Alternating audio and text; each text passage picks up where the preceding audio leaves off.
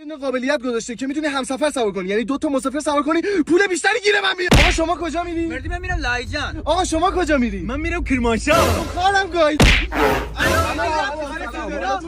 آهنگ بذارم. بفهمه ماشین فقط سمت داره.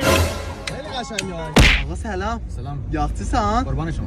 میگه خود از شما خوش بهت گفتم که تو رو هم دیگه یه راننده تخمی افتاده با یه مسافر تخمی‌تر از خودش حرامزاده 50 تا سرعت باش با من کوره من مسیرم عوض شد. اشکال نداره، نزدیکتر شده خدا رو شکر. بله میرم ارومیه. ماشاءالله تو بستی خانه منو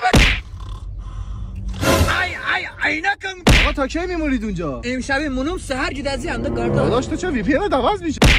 آی برو بخور. بابا پشما. آقا این خدمت شما. مردی چقدر شد؟ 3 میلیون قابلتون نداره. آقا من حساب میکنم. حرفشم نزن، کد تخفیف زدم سفر کل رای. آقا کود که زدی دور دنیا رو که چرخیدم، ماشینا که بکن کردی تو خواهر منه. داشت جنت آباد. بله سلام علیکم. ببخشید مرکزی میرفتیم.